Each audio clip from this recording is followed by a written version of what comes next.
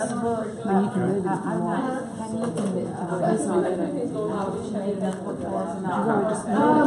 where catch him on TV. When you're going, it's a wide angle, so you're going to get. Yeah, I know. Okay, well that's good. You're going to get somebody unless you move it up close. I got that part figured out. Yeah, that'll work. Place it right here. And then right there you get. Well, then you don't get that. I want to get the TV though. Yeah.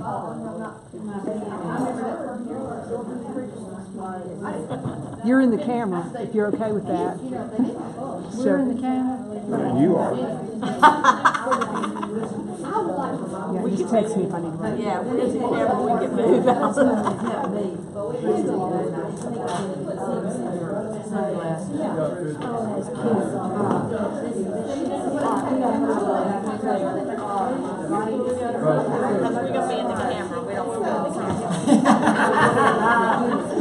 Well, are you going to use slides or anything? Yes. Okay, well, I got it.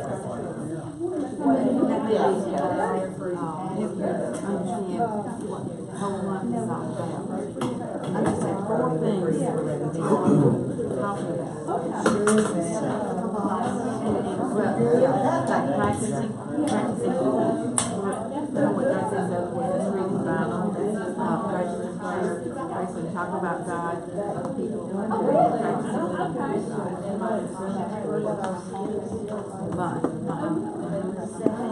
but she was finding that there's some verses in there. Thank you. How did I miss that? I was way in the back.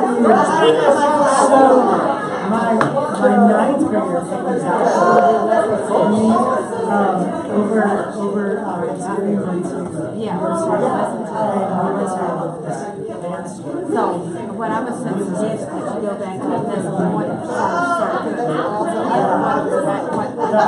If my ninth grader was telling me about shoes, I'm not sleeping. Absolutely. Then my wife's like, maybe you can put yourself in this one. Done and done. Yeah. We're on the same page. All right. Well, hey everyone. Hi. Well, you're my favorite face. Even I can't say that, publicly, but it is where I spend the majority of my time at Orange is thinking about what's happening here with 252 Kids and 252 Basic. So I wanted to first, what we're doing here, because I know that you are just starting this and just starting to get a taste of what this is and what it could be. And so I want to, and Mike might jump in and help a little bit, but we just want to give you like an overview and like help you understand why we do what we do and what we do and how it all fits together. So does that sound like a really good plan? All right. So it's called 252 for a reason. And you may know this. I don't know how much you know or don't know, so I'm just going to keep going. So when our boss, Reggie Joyner, started working with North Point Ministries, and he helped Andy Stanley start that church, he said, if I could create a curriculum, I want to create a kids curriculum that speaks to how Jesus learned. And we don't have much to go on with how Jesus learned, except one little story in the book of Luke. And you know this story where his parents can't find him on their way home, and they go back and they find him in his father's house. And there's a verse that concludes that moment that says, "And Jesus grew in wisdom and stature, and in favor with God and favor with man." And Reggie thought, wow, man, if I could have like 3 big things that I want a kid to know, it would absolutely be others, right? So we've broken that down into 3 basic truths of I can trust God no matter what. I should treat others the way I want to be treated. That's favor with man, favor with God. And then I need to make the wise choice. I'm going to grow in God. And so everything that we do, every lesson that we create speaks to one of those 3 big ideas. And these ideas are actually seen in something that Jesus said when he was asked, what is the great commandment? And you probably know this, that Jesus says, well, it's to love the Lord your God with all your heart, with all your soul, with all your mind, with all your strength. And the second is like it, love your neighbor as you love yourself. And Jesus here is talking about three different loves, right? He's talking about this love for God made evident by how we love others in light of how we love ourselves. Now that's kind of weird to say that I love myself, but the way we like to talk about that is that we have this like proper view of who we are in light of who God is. And so all of these different things, like this month, I don't know, do you have January in front of you? Mm-hmm. Okay. We're about 8 months out, so I had to jog my memory of what this is. But it's commitment. We're talking about work it out. And this idea of commitment, next month, kindness, right? The month previous was generosity, thank you.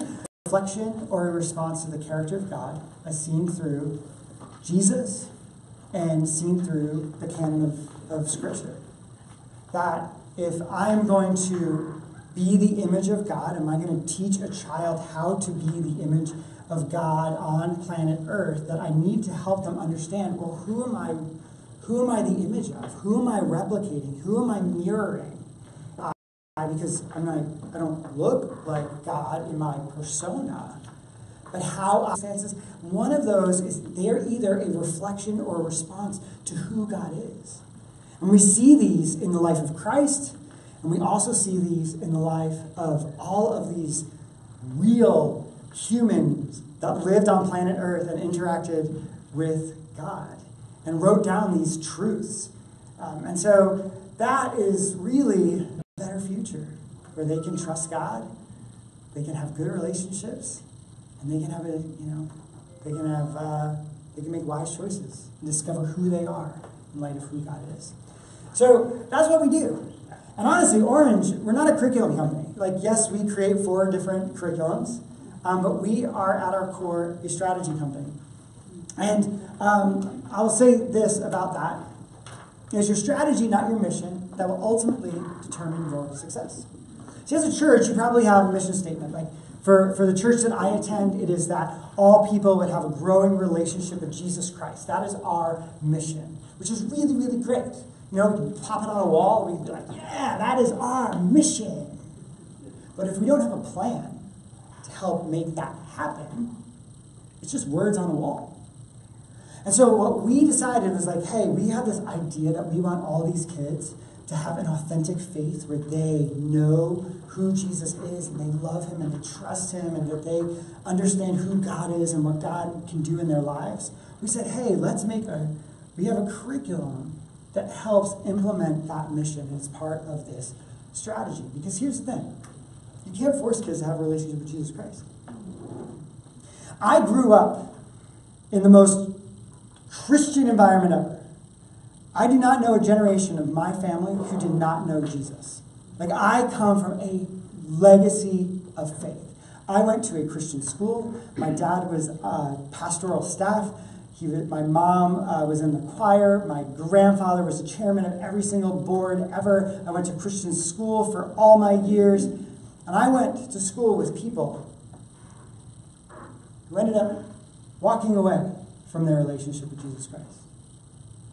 They knew all the things. They knew all of the head content. They got A's on all the Bible tests.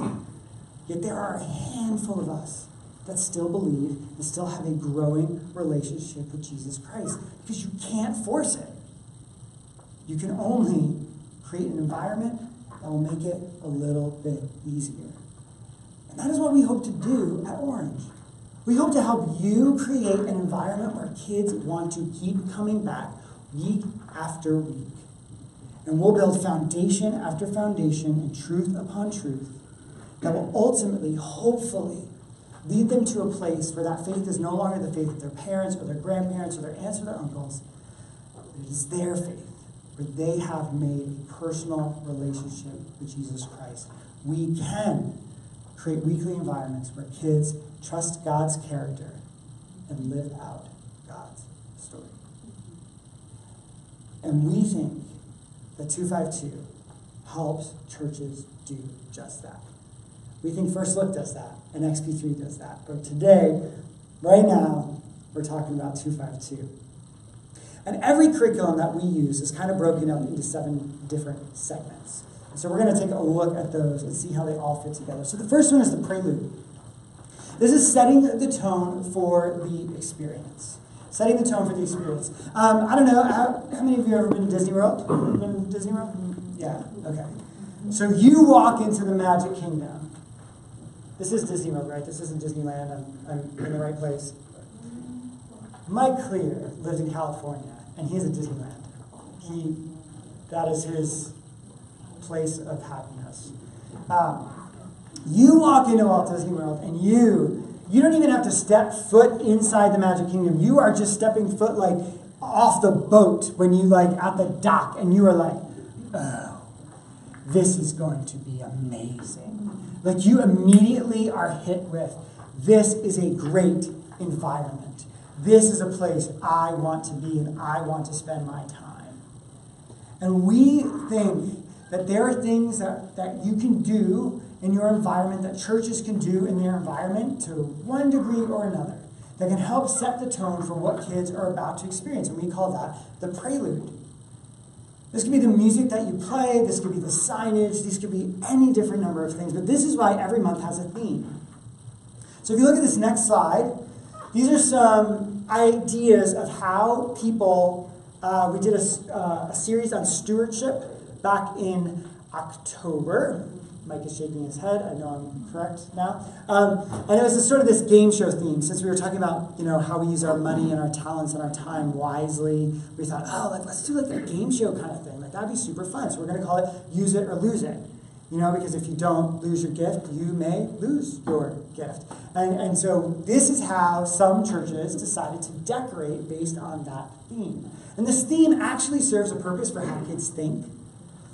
Did you know that when you walk into a room, like when I walked into this room earlier this evening for the first time, my brain was taking a giant scan of everything.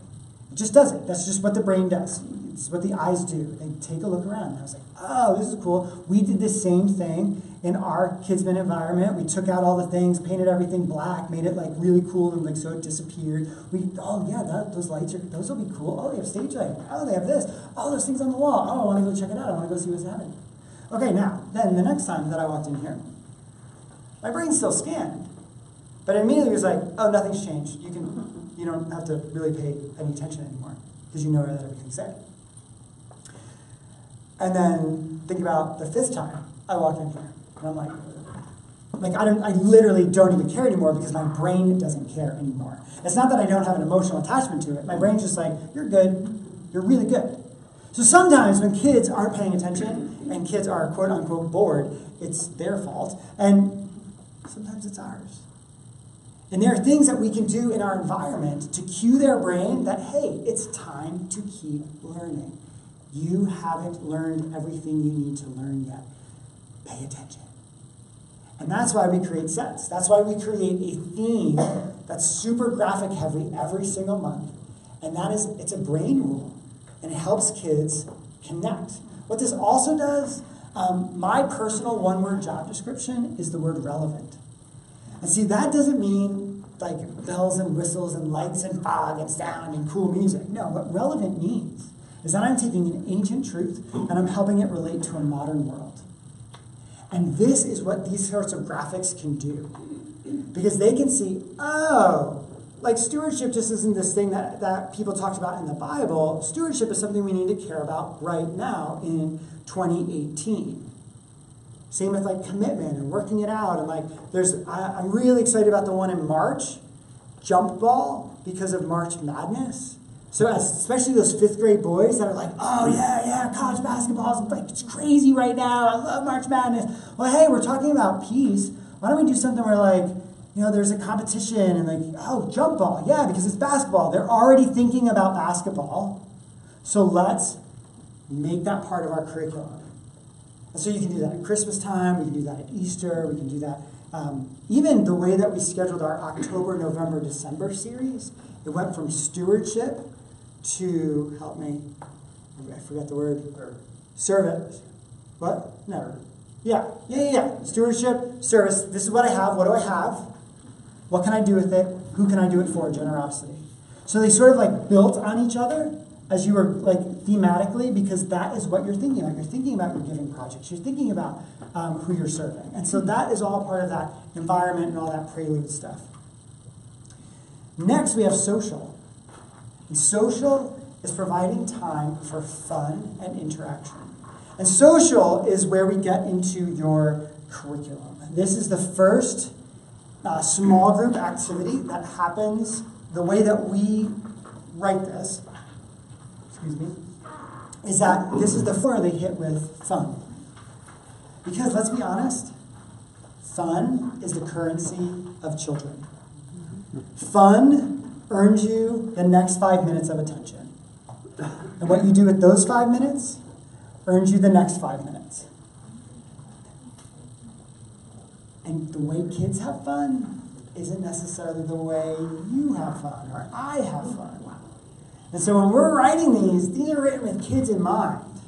And they may be out of some comfort zones, but we think it's worth it for kids to want to keep coming.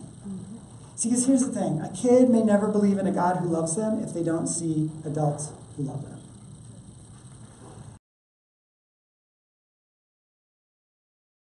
Social environments. The next segment is called transitions.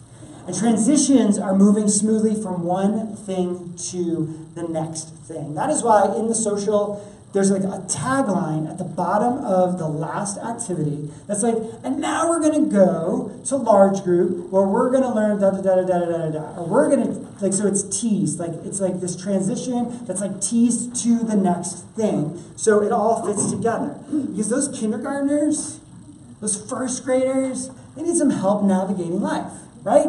Because they're just like, like they'll just walk down the hall, like they'll just keep going. You're like, no, okay, this is what we're going to do next. We're going to go to large group, and this is what's going to happen there. And now you're setting them all at ease. You're letting, especially some of those kids who are like super anxious about being here, and you get to spell out like, here's where we're going, here's what we're doing. Those transitions are super important. Because our environments can be distracting if we haven't spent the time to make sure we transition and help kids navigate through our programming. I love that your large group space has some lighting, because lighting is a great transition. Because it helps kids focus where they need to focus. It can darken back here, the lights can come up on stage here, so when there's a communicator, they know that they should speak, that they should pay attention to the speaker. Next is worship. And worship is in the large group section. If you want to go there. In there, it's called story. But worship is sort of in there because the host segment of large group acts as a transition. It helps them really get involved and like that. We'll talk about that a little bit with story, but I wanted to talk about music first with worship. Worship is really important. And it's about inviting people to respond to God. And we said people for a reason, because we don't just want kids singing and having fun with the music. We want everyone in the room to be singing and having fun with the music. We want them to enjoy worshiping God, because worship helps kids see what's true about God. I connect personally to God through music. I'm a musician at heart, and I love that. What I love most about that is that I get to speak things that I wouldn't otherwise say. But I speak, what a beautiful name that is. What a beautiful name is the name of Jesus. What a powerful name that, yes, that is a truth that I need to say over and over again. And I can say that in the context of a song. And we get to help kids learn those things that are true about God, true about Jesus by the songs that they sing. Worship also lets kids see other adults respond to God. It's really great if they see their parents respond to God. It's really great for them to see lots of people respond to God. And they can do that with music that they like, that is chosen for them, not just in big church, where they're hearing songs that are really chosen for mom and dad. And so having a worship experience just for kids allows them to see that worship is something that they can do and not just something that parents do. Worship also lets kids sing and move. You get the wiggles out. You need to get the wiggles out, right? It just helps them like, let's see, okay, now we can calm down. All right, so let's go into story. Story is communicating God's truth in engaging ways. I'm a large group guy. I studied theater. I studied education. I'm a storyteller at heart. I love large group. This is where I spend a lot of my energy at Orange, leading that team of writers and creators with the large group communicators. And what we want to do is we want to help kids engage with God's Word. And so we will sometimes have stories, like Bible stories, and we will sometimes have principles. Because a lot of the Bible is not told in a narrative form. It's told as blurbs and principles. And kids, adults, everyone learns best in the context of story. That is a scientific fact. Think of the way Jesus taught truths about the kingdom of God. If you want to say, God loves us no matter what and is willing to forgive us, yeah, he said that. But he also told the story of the prodigal son. And all of a sudden, people are able to make an emotional connection to God as Father, God as forgiver, God as one who loves me regardless of the things that I've done. I come to him and he accepts me and he's running. He's there with open arms. And what Jesus was doing was he was taking these cultural moments and he was helping people understand truths about God in a relevant way to their culture. Faith like this mustard seed. I can say that to a kid. They don't know what a mustard seed is. I've never seen a mustard plant. So I'm going to need to make that real in their life. So I'm going to need to figure out, okay, well, how, we pig farmer, I don't know, I live in the city, no one's ever seen a pig farmer. Okay, well, what if I take this story of the prodigal son and put a modern twist on it? Because the biblical truth is still there. What Jesus was talking about, that there is a God who loves us. He is like our Father. And I can give them this truth, but I can also package it in a way that is truly relevant to this child's life. Like if Jesus was telling the story today, maybe instead of working on a pig, you would do this. And so when we take these principles, these proverbs, or these truths rejoice in the Lord always, and again I say rejoice. We can talk about Paul being in prison and all of that, but we can also give them a context into which that scripture resonates with their life now. Because one of the things that I firmly believe is that a Bible story isn't over until a child knows what to do with it. Because we can force feed biblical content into their heads all day long.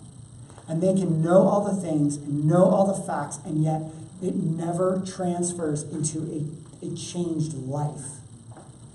Because kids, we talked about this in the phase talk, kids mentally, until they are 11, 12, 13 years old, cannot on their own make the connection of why this thing over here impacts this thing over here. So unless I explain, being joyful no matter what means, let's say your dad loses his job and you are at home, and so now I'm giving them a context into which that story will make sense, so then they can say, oh yeah, when my friend at school, this thing happened to her, they were in a car accident, or oh yeah, and she had this outlook on life that was just so great, and you knew that she was a follower of Jesus. You have to give them that first connection so they can help make the connections after that. But stories do lots of things. Stories help us see. They help us see things about God. They help us see things about ourselves. They help us see things about others. Stories help us care. They make us care. All of a sudden, when the host comes up after the Bible story and starts to unpack why the Bible story matters, and tells this anecdote of this moment, all of a sudden you're like, oh, yeah, that's my friend at school. She never knows who to sit with at lunch because she eats at a lunch when there's really no one really sits with her. So yeah, I bet I could go sit with her. It makes us care in a different way. The stories give us hope. I mean, this is why we make a big deal about Easter, right? When we tell that story, and we're gonna talk about Jesus a lot, because that story gives us hope, a future, that we have a future with God forever. We have a hope. So those are what they do. Now I'm going to skip a few things and go to groups, right? Thank you. All right. So there's a lot I could say about large group. I could literally talk about that all night, but we have other things that we need to talk about. I will say this. The purpose of large group, at the end of the day, is to set up kids for a great time in small group. We want to tell the story in a way that kids can understand what the story was about, what the context of the verse, so they head to small groups and they have a safe place to connect and can now build upon what they learned with people who are going to help guide them through that. And this is what groups are about. Because here's the thing. You can have a video host, you can have a video storyteller, but you cannot have a small group leader on video. It doesn't work. This is why you're here. Because you have a unique opportunity to invest in a group of kids and help lead them into a growing relationship with Jesus and help them build an authentic faith that's theirs.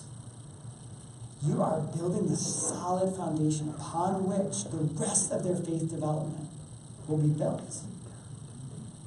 And so, how are groups helping them remember the story?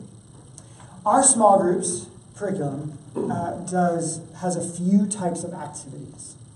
And it does this in a few different ways. And so we always have a Bible story review, or like a verse review if it's just a principle, which is sometimes based more on the application, but it's definitely there.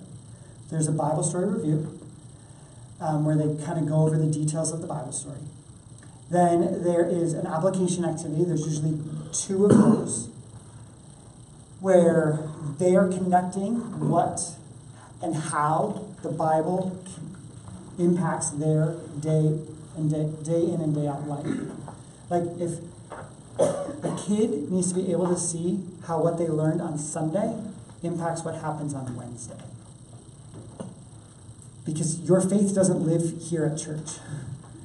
An authentic faith is something that happens every single day of the week. And that is why application activities matter. And yes, they're fun. Yes, they're going to laugh and they're going to seem silly. But remember, fun is the currency of a child. If they're having fun, they're learning. So that's why we do those things. And then there's going to be a memory verse activity. We include 1 memory verse a month. And this was something that we wrestled with. But we said, based on attendance patterns, if I have a memory verse every single week, not every kid is going to get every single memory verse. And in fact, they may not even learn every single memory verse. And if they do learn it, they're learning it for short-term memory just to like put the sticker on the wall. I mean, that was my personal upbringing. I did that. I learned it to get the sticker to get the prize at the end of the month. I don't remember those verses. I mean, maybe I do, but I went to seminary, so it's different.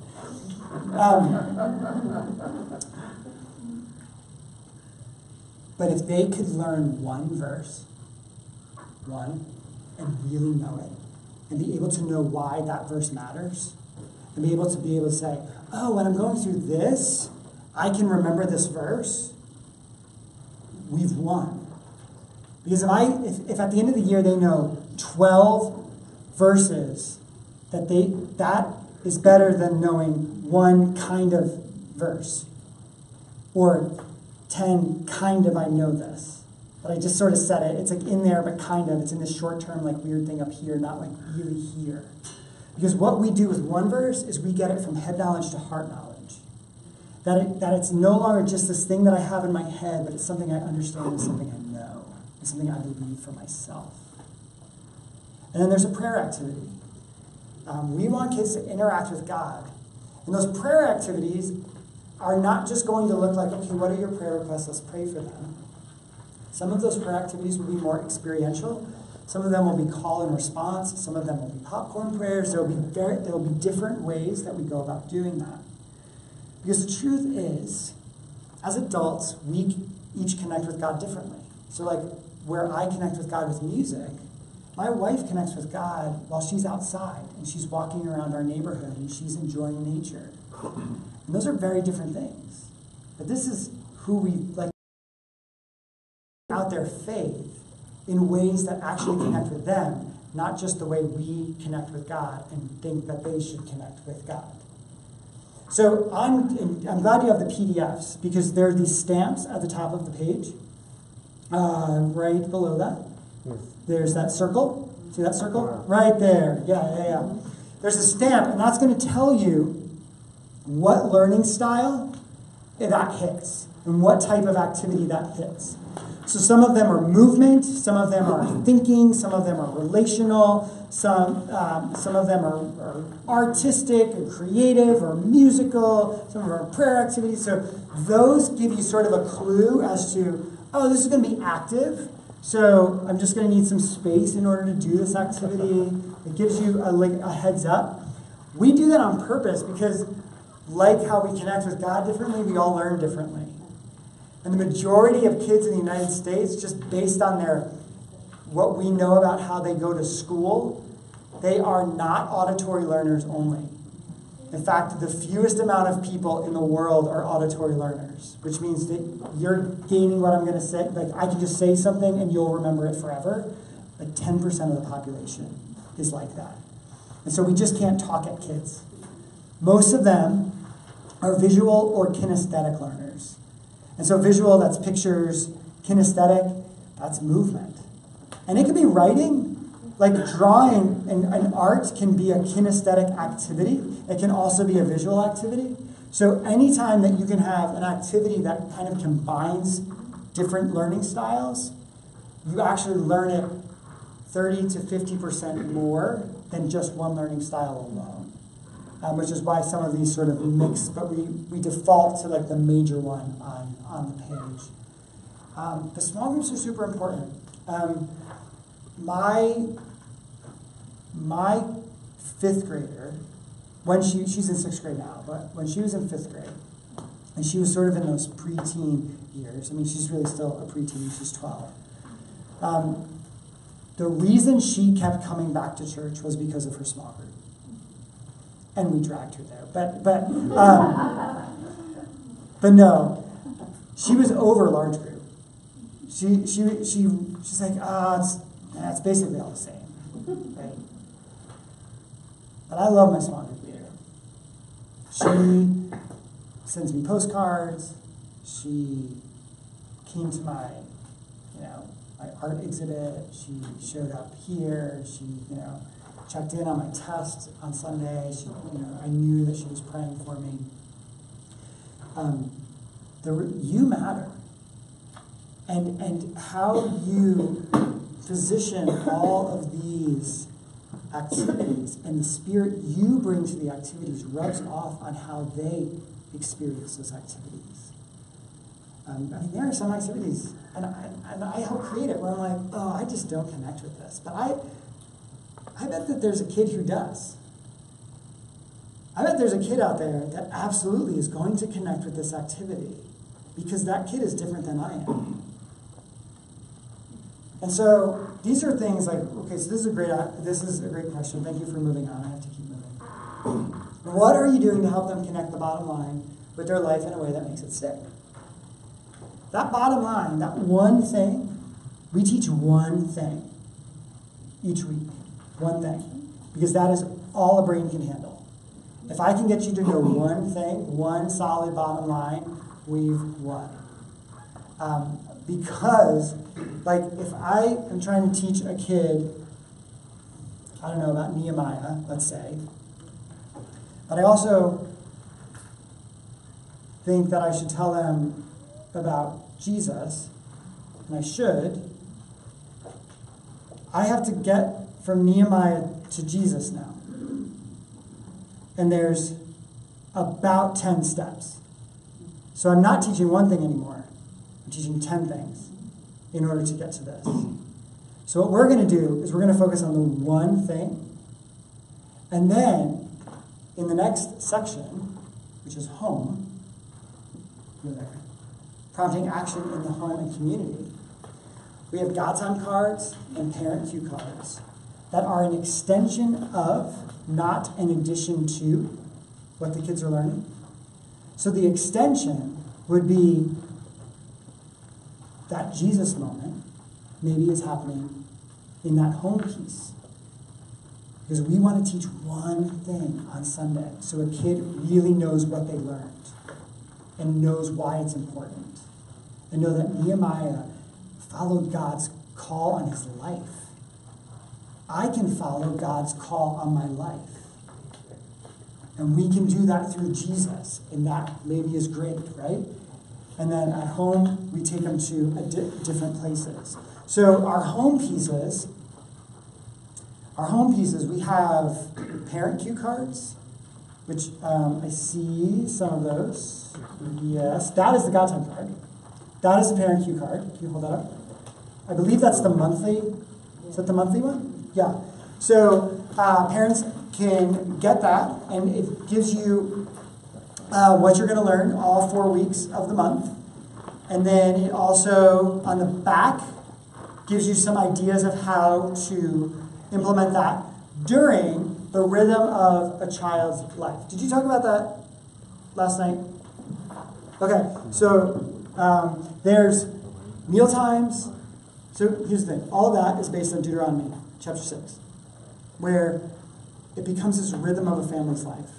So I'm not giving you something extra to do and an extra time that you need to create with your kids. I'm giving you something to do while you're already with your kids, hopefully. Drive time, meal time, hang time, the rhythm of a family's life. There's also God time cards, and that was, you just held one of those up. Yeah. This one, yes, thank you. That is the preteen one, I believe, right? Yeah. Or fourth grade. Yeah, 4th and 5th grade. Yeah, so this is the preteen one. These, we have one for each phase of a child's life. So the kindergarten and 1st grade one looks very different. Someone have a kindergarten and 1st grade one where it looks like a coloring page on one side, and then there's something that they can do with a parent or a trusted adult on the other side. The 2nd and 3rd grade one, that is that one. It's a little bit more developmentally challenging. It's not just a coloring page. Remember, we're looking at the phase of what a child can do at each stage of their life and what they can handle. So that takes it and is an extension of different verses. And then the preteen one, we're really excited about this, is we have 4 faith skills that we talk about at Orange, and that's hear, pray, talk, live. Hearing is how we navigate Scripture, how we hear from God as we read His Word. We have pray, which is prayer, and how we talk to God. And then we have talk, which is how we articulate our faith, both in how we talk to people about having a relationship with Jesus, but also just how we talk about what God is doing in our lives with other believers, and how that is a faith practice of being able to articulate what God is doing in our lives. And then the last one is live, which is our word for what it means to worship with your life. That worship is more than singing loud, but it's living loud. And each of the days of the God Time card for preteens helps them see how they can practice their faith of hear, pray, talk, live in regards to what they just learned on Sunday. So it's an extension of what they learned. And there are only 4 days because we know that they are not going to they may do 2 of those. But if they get all 7 days, they maybe won't do any of those because they'll just be completely overwhelmed by it. So we are trying to understand where the kids are at and what they can do with what time they have and where they are developmentally. Did you want to? I can wait to the end. Keep going. Okay, cool. No, I mean, honestly, I've pretty much wrapped up. Like, that is 252 in a nutshell. And again, like, yeah, like you can't force the relationship. We can create the environment to help that happen. So yes. This on paper, is it also available on the internet? It was in preschool. Like they emailed us the stuff. Yes, it is. They're PDFs, they're Word documents. It's downloaded off the computer. There is a Lead Small app. Okay, I got that. That's a little orange thing. Yeah, and that would have the small group activities. It doesn't have all the. That little orange dot thing. I think so. That looks like it. Yeah, Yellow? Lead Small. Yeah, so that's the Lead Small app. So if you put in your age group, you would get the different activities for that week. Okay. I'm going to log in somewhere so it knows where we are and stuff. Maybe. I'm sorry, I haven't used it in a while. I think we're going to send you all an email too that also has the link. That's what Bruce just said. Okay, cool. Yeah. That Bruce is also. We're also going to send you all the link that has the app and it has the app. Yeah. So we got the app, but be able to get into it. I think we got the app, but it's just the key. Okay. Yeah.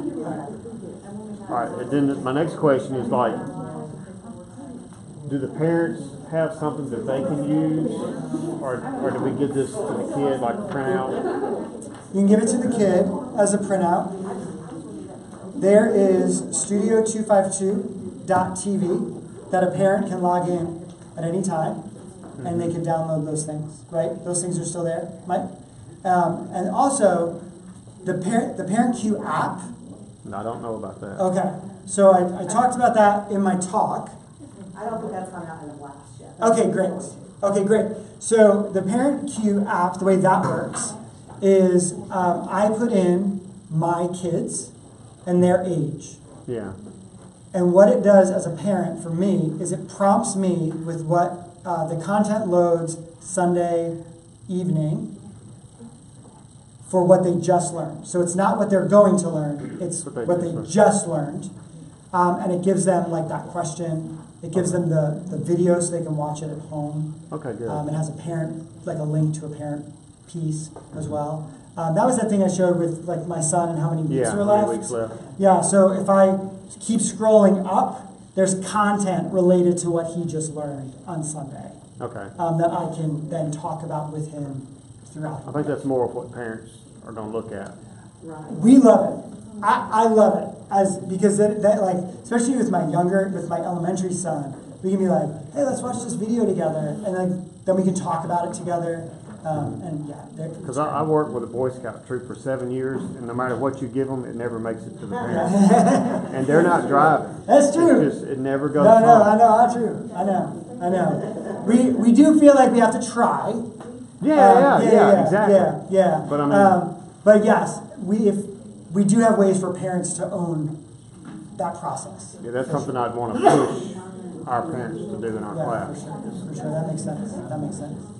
Yeah. That'll be good. I can do Yeah. that. Go. Fantastic. I do have a couple of things to mention.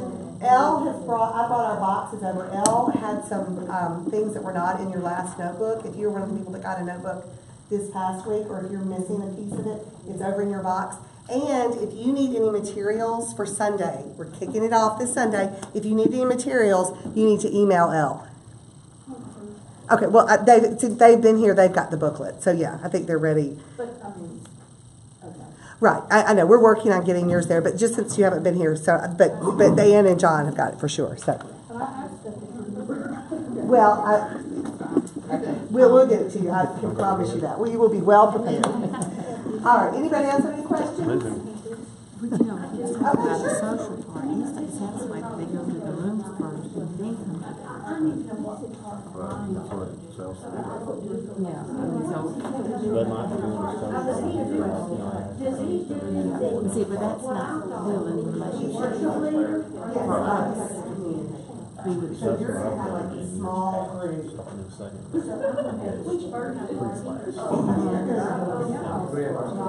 Small group of public dogs.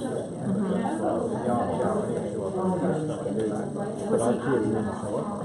Well, see, I've always said, Sunday school starts when the first child comes. You start living, and that's what I,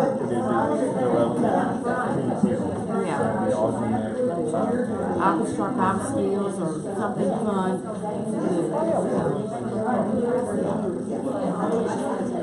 But did you see where the social, I mean, I've got, well, no, what they do is, Guys, let me just say one other thing. I know we've talked about this. Part of this, though, is going to have to be us all being flexible and just kind of giving it a little bit of time to blend it into what we want it to be. So there's no pressure for this Sunday at all. We're just all doing the best we can do and kind of going through it. So remember, we're going to talk about blending our